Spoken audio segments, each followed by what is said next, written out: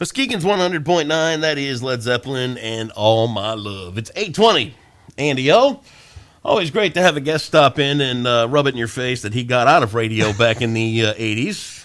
Thank you very much, Michael Pyne, right? Right. Michael Pyne from Community Mental Health is stopping in today. So tell us about your history here. You've done some radio in the past?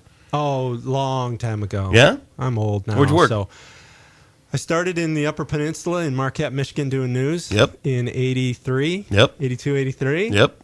Then I came down here and worked in a house on 28th Street in Grand Rapids doing news. Yeah. That was talk and news. Yeah. Then I worked at GRD in Grand Rapids for a little bit. Yeah.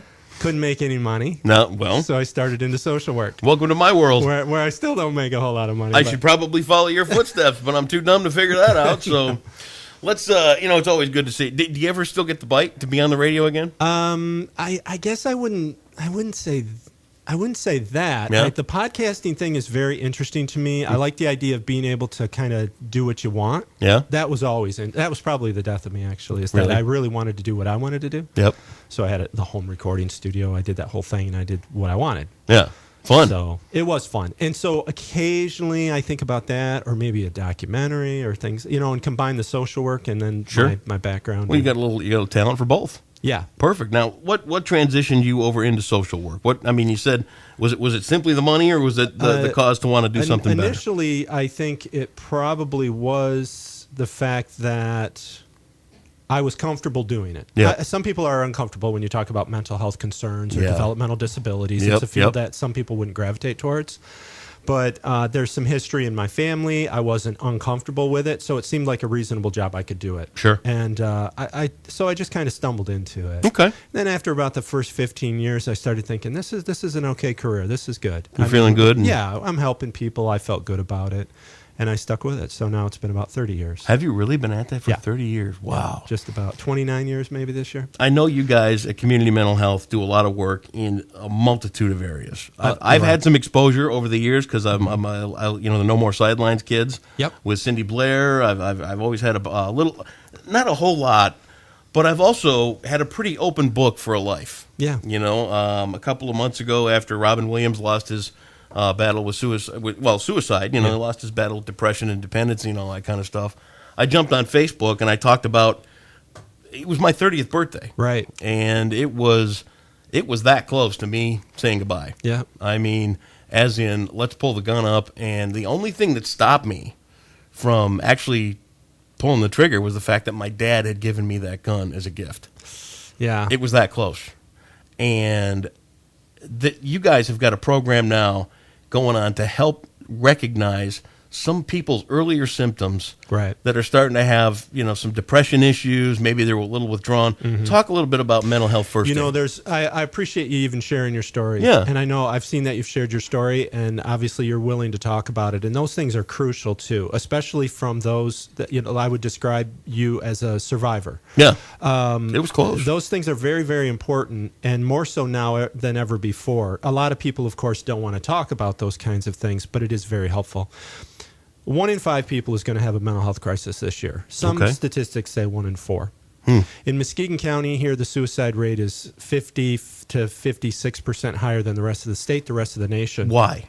That's always the very first question people ask. Yeah. Why is always the first question usually people will ask when a loved one dies by suicide too, and quite often the answer is not readily available. Right. But I hesitate to guess, I suppose, but when you look at the economic situation and some of the other social factors with the downturn in the economy in 2007, however, the suicide rate's been going up since the 50s, but since the 1980s, it's gone up. It's the third leading cause of death of young people. And when you say young people, what age do you think? I'm talking between 14 and, say, 26. No kidding. It's the second leading cause of death for people 28 to 40. It used to be that age group, that Robin Williams age group, maybe like 40 to 64. Yeah. And those statistics are sliding now. I don't really know. I wonder if social media and that constant I don't know, the economy, I don't know. There's a myriad of issues. Yes. And people don't know how to deal with them because it's a rather taboo subject to a lot of people. Right. So the class that you were talking about, we're offering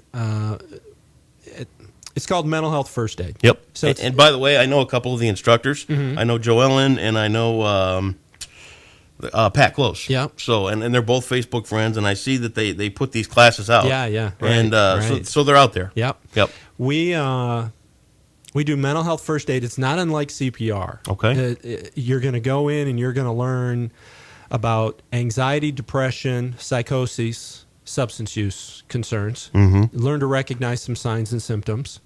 Learn what to do while you're, learn how to intervene. Right. But a great deal of the class actually is helpful in reducing stigma about mental health concerns. Like I said, 1 in 5 people is going to have a mental health crisis this year. A very small percentage of people are going to have a heart attack. Right. I'm not saying don't learn CPR. Learn CPR. CPR saves lives. 57% of Americans say they've had a CPR class at some point in their life. Yeah. Well, we know that many people are not familiar with mental illness. Right. And how to intervene. Right. So the class will teach you how to recognize signs and symptoms. It'll give you some tools with how to interact with people, or how to maybe work with somebody who doesn't want help, because quite frequently people don't want help. Yeah, they're in denial. Right. They I don't have a problem. Right. They don't want to walk into a big building that says mental health on the front of it. Right. Unfortunately, that fear exists. But and for that too, they don't want to walk into a group of people and say, I have this problem. Right. Which, with the years of sobriety that I've got now, it's second hand to me. Hey, I'm an alcoholic. I'll walk down the street telling everybody that at this point. But I remember when you're first seeking those first steps to help you get better, it's not easy. No.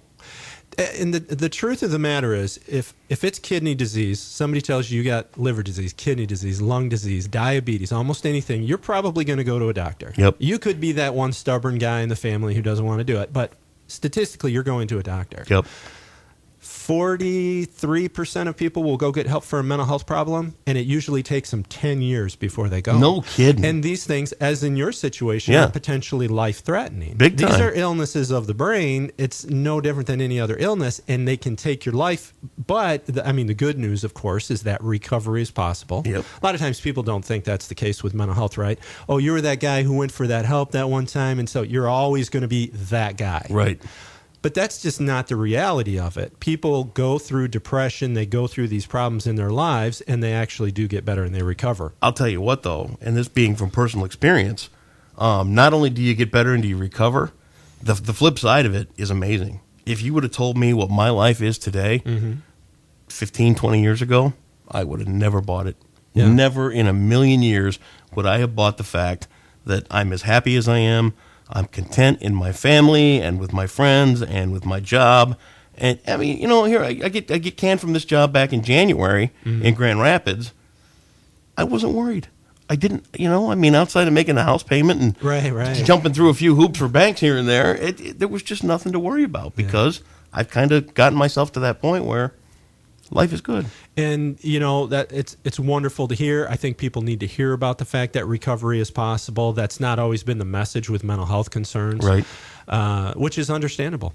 It's mental health concerns are tough. They're hard to navigate. Obviously, it's affecting your brain. Yeah. Your thinker's involved there. Your decision making engine is involved there, and those things can sometimes be tough. Which is why you really do a lot of times. This is why the class is good. Yep.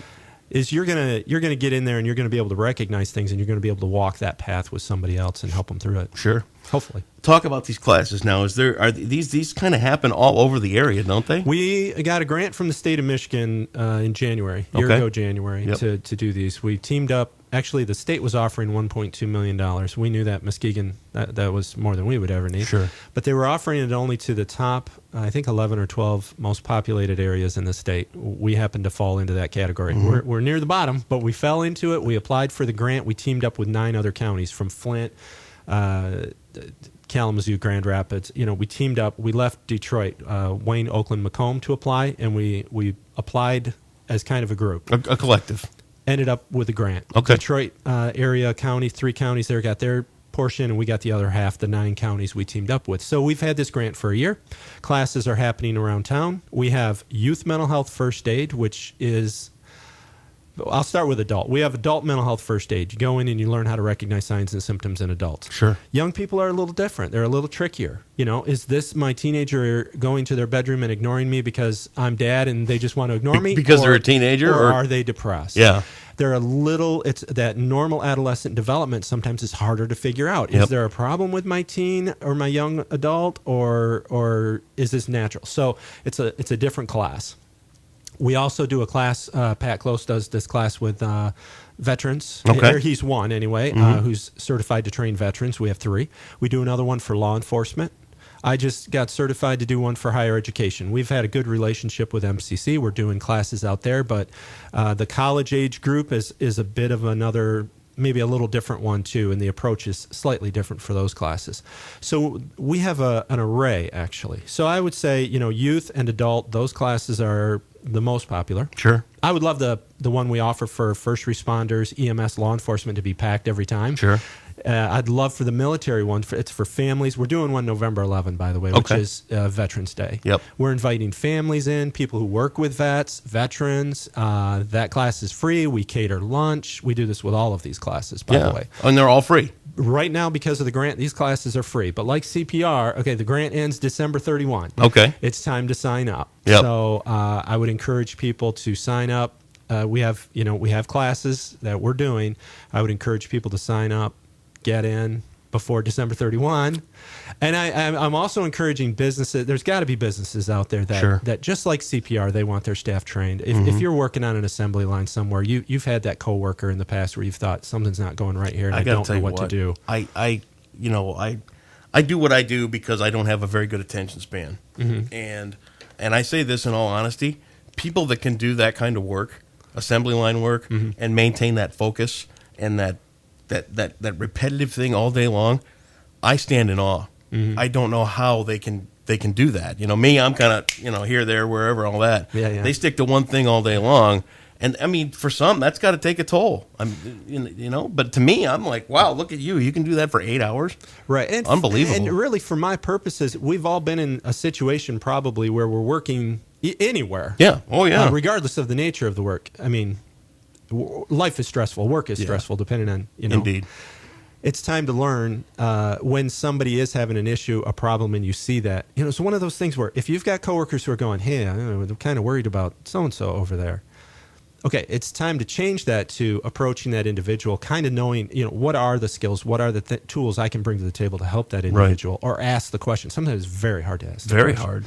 So this class helps with those things. And I'm hoping we see some businesses step up and help us to sustain this program after the grant ends, too. Where can people find out some more information about this? They can go to the Muskegon Community Mental Health Facebook page. Okay. We have a Facebook page. That's a good place to start because I've sort of dominated it with mental health first aid classes. I'm probably boring people who might look at the Facebook page. Well, you got that admin title. You're going to take advantage of it, right? I wouldn't go that far, but I definitely am promoting it.